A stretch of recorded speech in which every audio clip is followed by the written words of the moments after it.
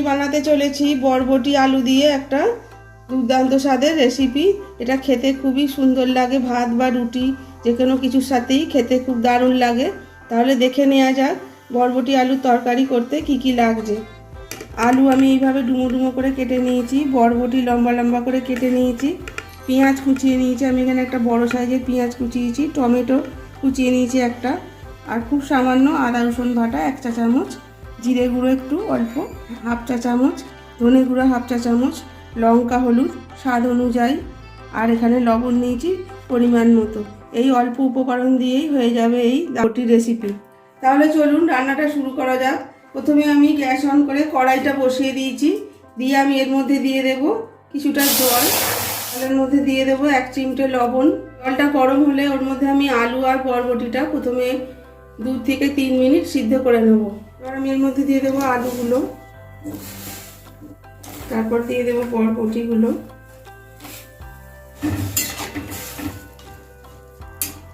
এটা 2 থেকে 4 মিনিট একটু সিদ্ধ হবে, চাপা দেওয়ার দরকার নেই। এইভাবেই 4 মিনিট হয়ে গেছে, আলুটার বরবটি আমার হাফ সিদ্ধ হয়ে গেছে। এবার আমি এটা জল ঝাড়িয়ে নিয়ে বাদবাকি রান্নাটায় ফিরে আসছি। কড়াই বসে দিয়েছি বাদবাকি রান্নাটা করার জন্য। এবার আমি এর মধ্যে দিয়ে দেব সর্ষের তেল, 2 চামচ সর্ষের তেল দিয়েছি। তেলটা গরম হতে থাকুক। এর মধ্যে দিয়ে দেব আমি 1/2 চামচ গোটা জিরে। ফোড়নটা একটু ভাজা ভাজা হলে এবার দিয়ে দেবো এর মধ্যে কুচিয়ে রাখা পেঁয়াজগুলো। পেঁয়াজগুলো একটু লাল লাল করে ভালো করে ভেজে নেব।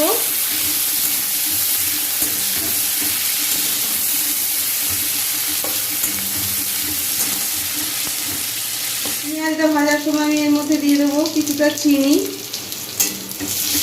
চিনিটা দিলে পেঁয়াজটা একটু লাল লাল হবে তাড়াতাড়ি। এবার আমি এর মধ্যে দিয়ে দেব টমেটোর টুকরোগুলো।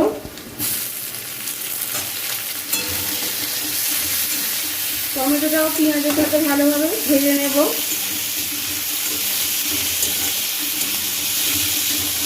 এবার দিয়ে দেব আলুগুলো।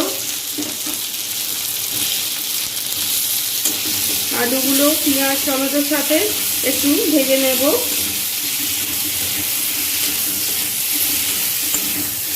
গ্যাসটা সিম করে দিয়ে এর মধ্যে দিয়ে দেব আদা রসুন বাটাটা, হলুদ গুঁড়ো লঙ্কার গুঁড়োটা, জিরে গুঁড়ো ধনে গুঁড়ো, আর দিয়ে দেব পরিমাণ মতো লবণ। যেহেতু আলু আর বরবটিটা সিদ্ধ করার সময় লবণ দিয়েছিল, তাই লবণটা একটু বুঝে দিতে হবে এই সময়। এবার সব মশলাগুলো আমি একটু তেলের সাথে ভালোভাবে নাড়াচাড়া করে নেব। এই সময় আমি দিয়ে দেবো অল্প একটু জল, নাহলে মশলাটা নিচে লেগে যাওয়ার ভয় থাকে। আরও কিছুক্ষণ এইভাবে নাড়াচাড়া করে নেব।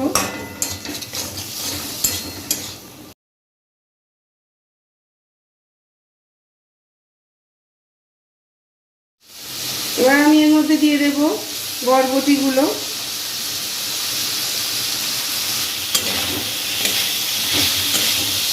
সব কিছু ভালো করে মিশিয়ে নেব। এবার আমি এর মধ্যে দিয়ে দেব পরিমাণ মতো জল। এই সময় আমি এর মধ্যে দিয়ে দেব 1/2 চামচের মতো কাশ্মীরি লঙ্কার গুঁড়ো, তাতে সুন্দর রঙটা আসার জন্য। এটা আমি উপকরণ যখন দেখিয়েছিলাম দেখাইনি। এবার আমি সব কিছু ভালোভাবে মিশিয়ে নিয়ে এতে পরিমাণ মতো জল দিয়ে চাপা দিয়ে হতে দেব, কারণ বরবটিটা মোটামুটি সিদ্ধ হওয়াই আছে, আর আলুটা সিদ্ধ করেছি কিন্তু পুরো তো সিদ্ধ করা নেই, তাই সামান্য জল দিয়ে একটু চাপা দিয়ে আলুটা সিদ্ধ হওয়া পর্যন্ত অপেক্ষা করব। গ্যাসটা আমি এই সময় সিম করে দেব, দিয়ে চাপা দিয়ে হতে দেব 4 থেকে 5 মিনিট। এবার চাপাটা খুলে দেখে নেব তরকারিটা আমার পুরোপুরি হয়ে গেছে কিনা। এই যে জলও শুকনো হয়ে এসছে, আর আলুগুলো দেখুন এই যে সিদ্ধ হয়ে গেছে। এবার এটা গরম গরম পরিবেশন করে নেব বরবটি আলু এই দারুণ রেসিপিটা।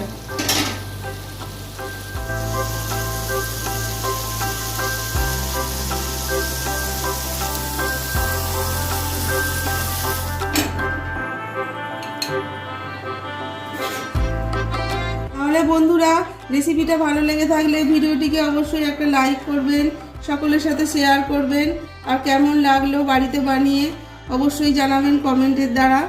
আর আমার চ্যানেলের এরকমই নিত্য নতুন আরও রেসিপি দেখার জন্য, চ্যানেলটিকে সাথে থাকার জন্য চ্যানেলটিকে অবশ্যই সাবস্ক্রাইব করে রাখবেন, পাশে থাকা বেল আইকনটি প্রেস করে। আজকের মতো এইটুকুই, আবার দেখা হবে পরের কোনো নতুন রেসিপির সাথে।